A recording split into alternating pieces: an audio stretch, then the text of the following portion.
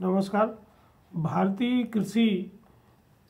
पद्धति जो है वो भारतीय सभ्यता के साथ ही विकसित हुई है और अलग अलग टाइम फ्रेम में अलग अलग तरह की तकनीकी का विकास हुआ और उससे खेती और अलग अलग तरीके की फसलें उत्पादित करने का समय हम सब जानते हैं कि वो भारतीय सभ्यता के विकास के साथ साथ ही विकसित हुआ है। अभी धीरे धीरे खेती का जो योगदान है वो सकल घरेलू उत्पाद में हालांकि कम हो गया है और ये लगभग 18% ही रह गया है, जबकि दूसरी ओर अभी भी रोजगार देने में भारतीय कृषि कुल जनसंख्या की 56% से अधिक जनसंख्या को प्रत्यक्ष और परोक्ष रूप से रोजगार उपलब्ध कराती है और ये खाद्यान्न सुरक्षा के साथ साथ बहुत सारे औद्योगिक उत्पादन का भी मूल आधार है। हम जानते हैं कि हमारे यहाँ जो प्राचीनतम ग्रंथ उपलब्ध हैं उन सब में भू राजस्व एक प्रमुख राज्य का आय का स्रोत रहा है और इसीलिए चाहे वो चाणक्य का अर्थशास्त्र हो या राजा टोडरमल के भूमि सुधार हो और भूमि की इकाइयाँ, भूमि स्वामित्व, भू राजस्व की दरों का निर्धारण हो, ये बहुत महत्वपूर्ण पद्धतियाँ रही हैं। जब ब्रिटिश काल हमारे यहाँ था तो अंग्रेज़ों की भी प्रमुख आय का स्रोत एग्रीकल्चर से आने वाला लगान था और इसी कारण जो प्रशासनिक अधिकारी हैं उनके नाम भी उसी तरह से रखे गए, जैसे लेखपाल, कलेक्टर, कमिश्नर, क्योंकि ये टैक्स उगाते थे और ख़ास तौर से वो राजस्व टैक्स था। पर स्वतंत्रता के पश्चात धीरे धीरे कृषि का जो राजस्व है, लगान है, वो राज्य की आय का प्रमुख स्रोत नहीं रहा और इसी कारण जो आधारभूत आंकड़े इकट्ठे करना और उसके आधार पर नीति निर्धारित करने की प्रक्रिया धीरे धीरे कमज़ोर होती गई और ज़्यादातर जो नीतियां हैं वो सेकेंडरी डेटा से या जो अनुमान लगाए जाते हैं उन अनुमानों पर ही बनाए जाते रहे हैं। लेकिन जैसे जैसे तकनीकी का विकास हुआ और कंप्यूटर युग शुरू हुआ, वैसे वैसे भू राजस्व के रिकॉर्ड को संधारित करने, भू राजस्व के नक्शों को बनाने के लिए कंप्यूटर का उपयोग किया गया और भारत सरकार ने राज्य सरकारों को पैसा दिया। पर कई राज्य सरकारों ने इस प्रोजेक्ट पर अच्छा काम किया, कई राज्य सरकारों में ये काम उतना अच्छा नहीं हुआ। फिर केंद्र सरकार ने ये तय किया कि बजाय राज्यों को पैसा देने के केंद्रीय मंत्रालयों के थ्रू ही हम ये काम शुरू करेंगे और भारत ने, जैसा हम जानते हैं, पब्लिक डेटा के लिए जो तकनीकी और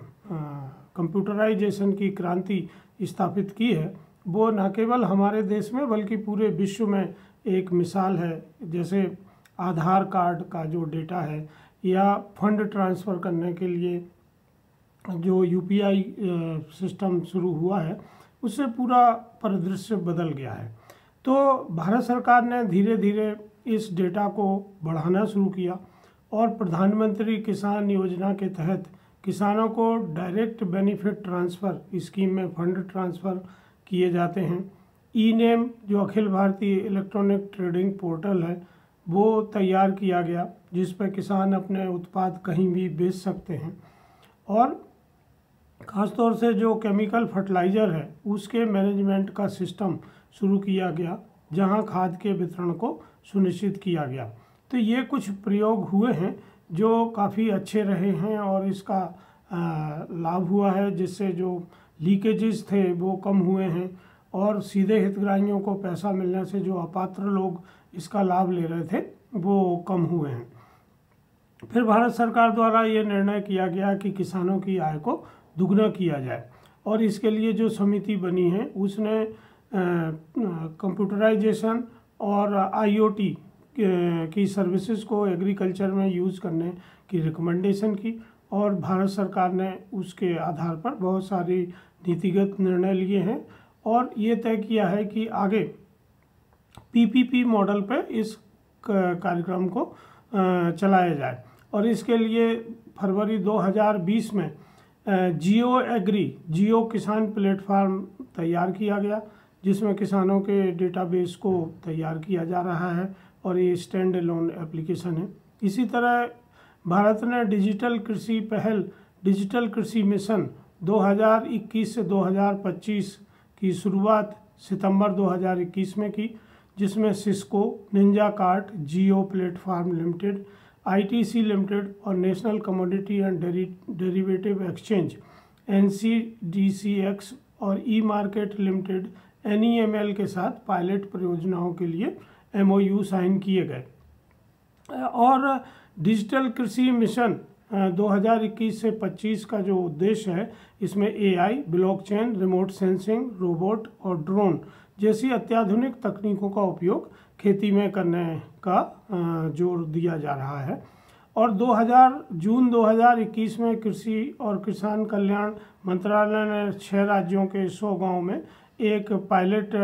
प्रोजेक्ट शुरू किया, जो माइक्रोसॉफ्ट की सहयोग से चलाया गया। और इसमें यूनिफाइड फार्मर सर्विसेज इंटरफेस नामक पायलट प्रोग्राम था और इसके बहुत अच्छे नतीजे मिले हैं। तो ये सब कुछ ऐसे प्रोजेक्ट हैं जिनके तहत ये काम हो रहा है। और हाल ही में भारत सरकार ने डिजिटल इकोसिस्टम ऑफ एग्रीकल्चर के ढांचे को मूर्त रूप दिया है और उनने इसका जो इकोसिस्टम है उसको फाइनल किया है कि किस तरह से सरकार India digital ecosystem of agriculture को चलाएगी और संचालित करेगी, किस तरह की तकनीकी सहयोग से ये बनाया जाएगा। और आइडिया भारत में बेहतर कृषि को बनाने के लिए इस कार्यक्रम को शुरू किया गया है। तो अगर हम ये देखें कि जो डिजिटल उपकरण हैं, जिसमें मोबाइल आधारित कृषि ऐप, सेंसर, ड्रोन, कृषि उपकरण और मशीनरी, रोबोट डिवाइसेस और अन्य IoT से न केवल किसान डेटा को देख के बेहतर निर्णय ले सकते हैं, अपनी फसल के मैनेजमेंट को सुधार सकते हैं, उत्पादन लागत को कम कर सकते हैं, जिसमें फर्टिलाइज़र और कीटनाशक का मुख्य उपयोग नियंत्रित किया जा सकता है। और इसी तरह बाजार की जानकारी होने से वो अपनी फसलें बेहतर तरीके से बेच सकते हैं। ये सब इसके लाभ हैं, जिससे उत्पादकता में वृद्धि होगी, किसानों की आजीविका में वृद्धि होगी, बेहतर बाजार लिंकेजेज उपलब्ध होंगे, आंकड़ों के आधार पर सही निर्णय लिए जा सकेंगे। और जब अच्छे प्राइमरी सोर्स से बहुत अच्छा डेटा कलेक्ट होगा तो उसके आधार पर कुशल नीति निर्माण और क्रियान्वयन में इसका बहुत फ़ायदा होगा। अभी एक जो हालिया बाजार अनुमान है, जिसके अनुसार 2019 से 22.7% CGR वृद्धि के साथ जो डिजिटल परिवर्तन बाजार है वो 2025 तक $3,294 बिलियन US का हो जाने वाला है। तो ये एक बहुत बड़ा मार्केट है और यहाँ सभी तरह के स्टेक होल्डर्स को काम करने की गुंजाइश है, जिसमें अंतर्राष्ट्रीय कंपनियां हैं, भारत की IT कंपनियां हैं, भारत के स्टार्टअप्स हैं और अभी लगभग 1500 से अधिक स्टार्टअप एग्रीकल्चर सेक्टर में काम कर रहे हैं और जो अलग अलग तरीके से IoT की सर्विसेज को एडॉप्शन किसानों के बीच में करवाने के लिए तरह तरह के प्रयास कर रहे हैं। इससे प्रोत्साहित होकर जो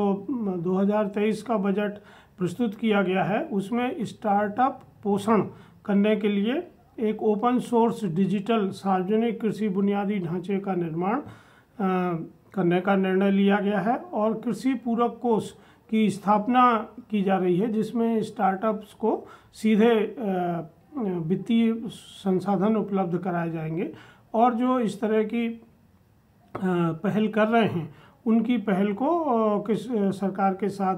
PPP मोड पर संचालित किया जाएगा। अभी जैसे हम जानते हैं कि हमारे यहाँ 5G मोबाइल टेक्नोलॉजी के आने से और स्मार्टफोन के उपयोग के बढ़ने से इसकी बहुत अधिक संभावनाएं हैं और इस पर बहुत अच्छा काम करते हैं, जिसको हम कृषि 4 के नाम से जानते हैं। तो कृषि 4 विश्व के लिए भारत खाद्यान्न उपलब्ध कराने का एक प्रमुख सोर्स बन सकता है और खेती के व्यवसाय को पुनर्जीवित और लाभकारी बनाने में निश्चित रूप से ये मदद होगी। तो जो लोग इस सेक्टर में काम करना चाहते हैं वो इस तरह के निर्णयों का लाभ उठा सकते हैं। धन्यवाद, नमस्कार।